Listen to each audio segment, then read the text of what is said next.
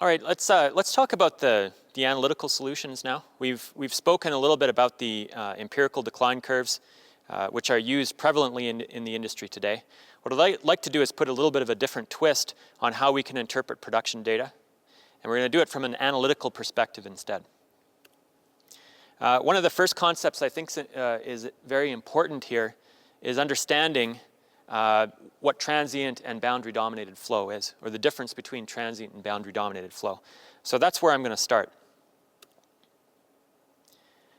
When we talk about transient flow, this has really been the domain of pressure transient analysis. But as you're going to see with production data, it's becoming more and more important, especially when we get into tight and unconventional gas. Typically, what transient flow has really represented has been the early time data. So for example, when we do a well test, we basically introduce a pressure signal or a pressure pulse into the reservoir. And it's transient because there isn't enough time for it to reach the boundaries and reach pseudo-steady state. Okay, so we call that transient. So flow that occurs in the reservoir while a pressure response or pressure pulse is moving out into an infinite acting or semi-infinite acting reservoir.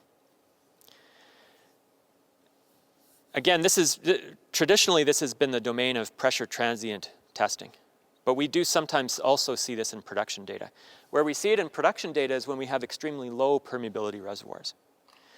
So low permeability is actually a lot like early time. The two of those things are fairly similar.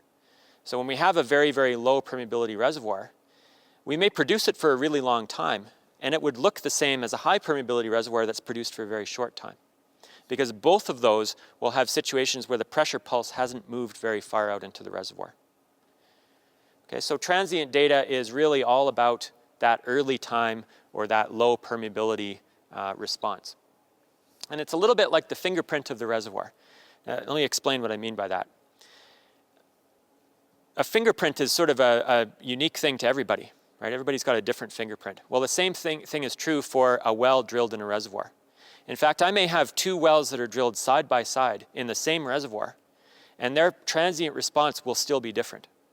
Okay, there's a unique combination of the reservoir and the well together that gives you a unique signature for every single different well. So the transient response is going to be unique. Another thing that makes it like a fingerprint is it sort of contains information about the reservoir the same way that your fingerprint contains information about you, right? It can be used as an identifier to you. Well, the pressure transient can be done the same way for the reservoir.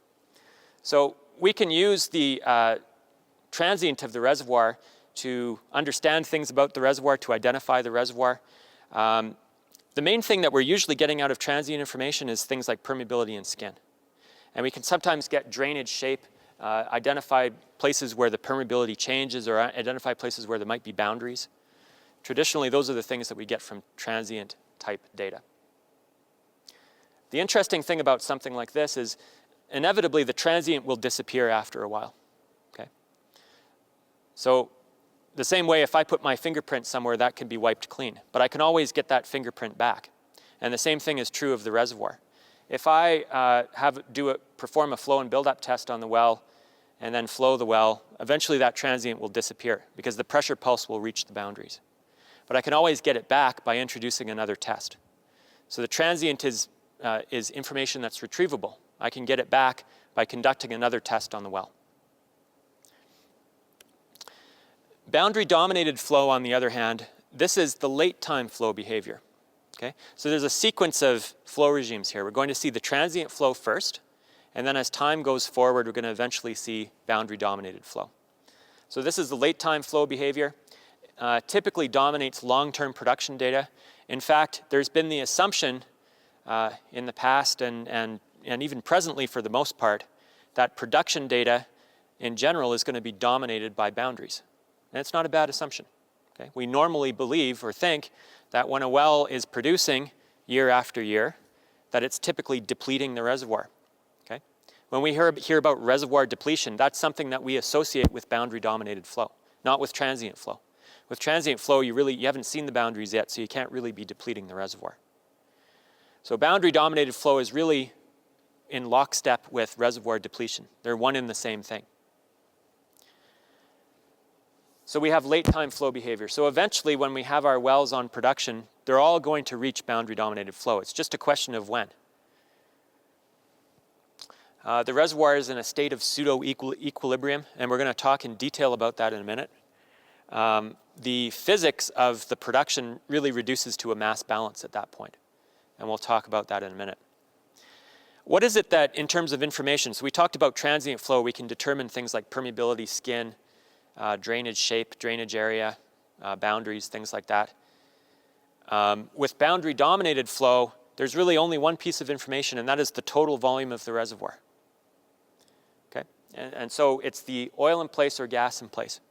It's that total volume that we're getting out of boundary dominated flow. In exactly the same way, when you do a material balance analysis on shut-in data, you're getting the volume. It's a volume analysis.